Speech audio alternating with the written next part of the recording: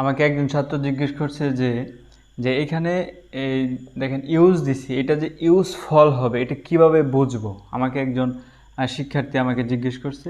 তো এখানে কিভাবে বুঝবো আমরা এখানে যে ইউজ থেকে ইউজ ফল হবে? এটার উত্তরে আমি যে উত্তরটা দিয়েছি সেটি হচ্ছে যে এইখানে যে ইউজ রয়েছে এটার প্রথমে আমাদেরকে জানতে হবে যে এটার সাফিক্স এবং প্রিফিক্স কি হতে পারে। এটা আপনার প্রথমে জানতে হবে।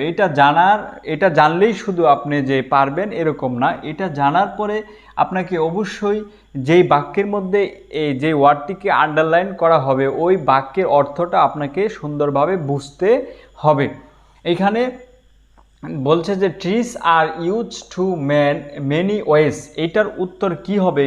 আমি এখানে লিখেছি যে ইউজফল।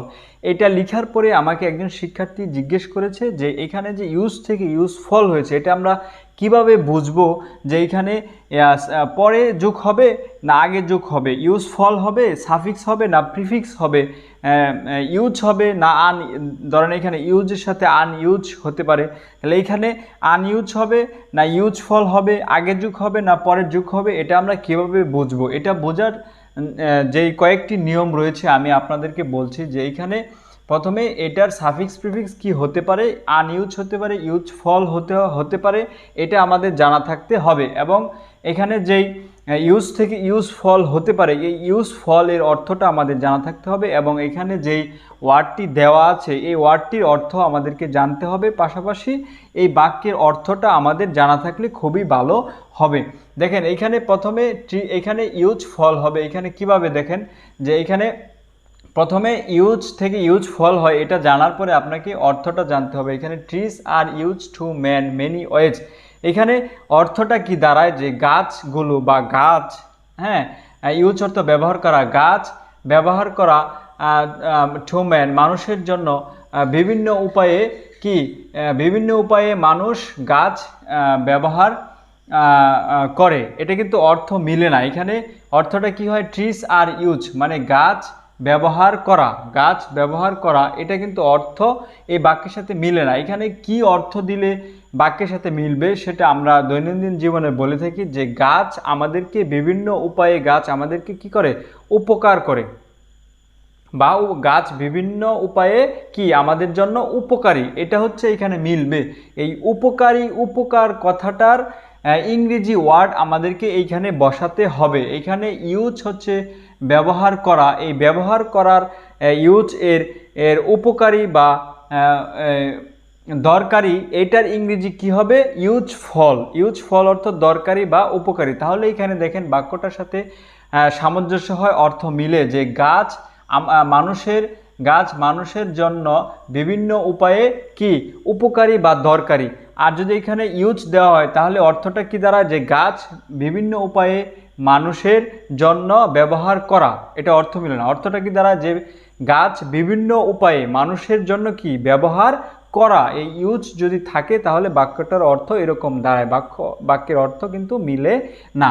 সেজন্য এইভাবে কিন্তু আপনাদেরকে বুঝতে হবে। পাশাপাশি একটি ওয়ার্ডের সাফিক্স প্রিফিক্স সহ বাক্যের অর্থ সহ ওই ওয়ার্ডটার অর্থ সহ এবং যদি প্রিফিক্স যোগ করেন অথবা সাফিক্স যোগ করেন ওই ওয়ার্ডের অর্থ কি দাঁড়ায় এগুলো জানলে সঠিকভাবে আপনি সুন্দরভাবে কিন্তু আপনি সাফিক্স প্রিফিক্সের ব্যবহার শিখতে পারবেন, সাফিক্স প্রিফিক্স আপনি শিখতে পারবেন। এটা আরেকটা যুক্তি আমি দিয়েছি এখানে যে আপনারা যেই শিক্ষার্থীরা যেই ফিলিং দ্য গ্যাপস করে থাকে, যেগুলো আনসিন থাকে মানে যেই ওয়ার্ডগুলো উপরে দেওয়া থাকে না, ওই শূন্যস্থান যখন আমরা পড়ি বা শিখি, শিক্ষার্থীরা যখন শিখে তখন ওই শূন্যস্থানে যে ওয়ার্ডগুলো নিজে থেকে অর্থ বুঝে বসাইতে হয় ওইটার আর এটা কিন্তু প্রায় সেম। ওইটা আর এটার মধ্যে যে পার্থক্যটা সেটা হচ্ছে এখানেও শূন্যস্থানের মতো এখানে যে ওয়ার্ডটি বসবে, যে ওয়ার্ডটি বসাতে হবে সেই ওয়ার্ডটি পূর্বে থেকেই কিন্তু দেওয়া থাকে, শুধুমাত্র ওই ওয়ার্ডটির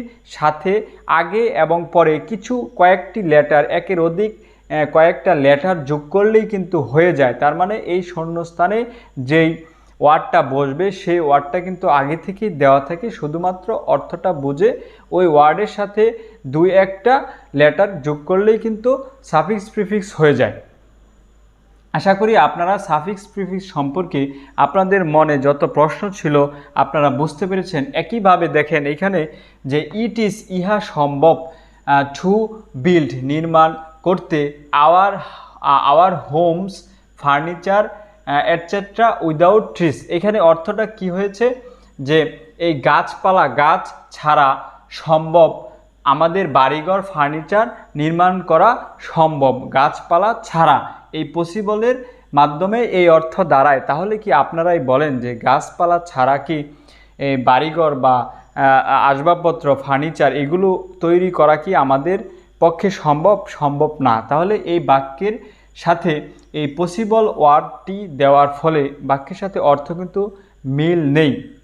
সেজন্য প্রথমে তো আমাদের পসিবল এর সাফিক্স অথবা প্রিফিক্স কি হতে পারে এটা আমাদের জানা থাকতে হবে। আমরা জানি অথবা আমরা শিখব যে পসিবল থেকে আমরা কিন্তু প্রিফিক্স যদি করি তাহলে কিন্তু ইম্পসিবল হয়। পসিবলের প্রিফিক্স কি ইম্পসিবল। এইখানে পসিবল দেওয়া এটা অর্থের সাথে মিলে না, পসিবল দিলে অর্থের সাথে মিলে না। সেজন্য আমাদেরকে এইখানে যদি আমরা যে ইম্পসিবল দিই অসম্ভব তাহলে কিন্তু এইখানে বাক্যের সাথে অর্থ মিলে যায়। সেজন্য যে গাছপালা ছাড়া আমাদের বাড়িঘর ফার্নিচার তৈরি করা অসম্ভব। আর এই অসম্ভব কথাটির ইংরেজি শব্দ হচ্ছে ইম্পসিবল। এখানে পসিবলের সাথে ইম লাগালেই ইম্পসিবল হয়ে যাবে, সুতরাং এটার উত্তর হবে ইম্পসিবল। আশা করি আপনারা বুঝতে পেরেছেন। তারপরে এখানে আমি আরেকটি সেন্টেন্স এখানে আমি লিখেছি যে trees save us from flood and nature calamities. এখানে অর্থটা কি দাঁড়ায় যে গাছপালা আমাদেরকে সেভ করে কোথা থেকে, বন্যা থেকে এবং প্রকৃতি দুর্যোগ থেকে। আসলে প্রকৃতি দুর্যোগ এইভাবে কিন্তু আমরা বলে থাকি না, কথাটি আমরা বলে থাকি যে প্রাকৃতিক দুর্যোগ। সেজন্য এখানে প্রাকৃতিক কথাটার ইংরেজি হবে ন্যাচারাল।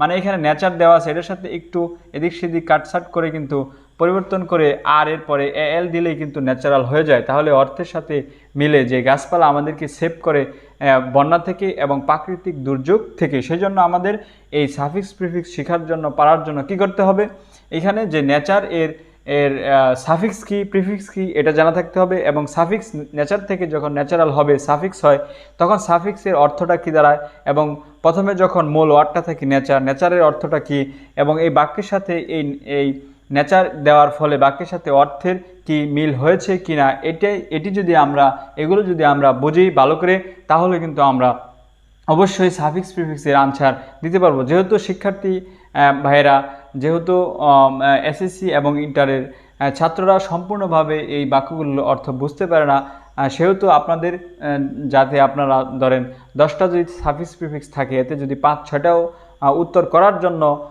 দেখা যাবে আপনারা যেভাবে শিখতে পারেন প্রথমে সাফিক্স প্রিফিক্সের ওয়ার্ডগুলোর সাফিক্স প্রিফিক্স কী হতে পারে এবং এর অর্থসহ কিন্তু জানলে দেখা যাবে যে 10টা থেকে 4টা-5টা হলেও কিন্তু আপনারা 2-3 করে এইভাবে নাম্বার পাবেন।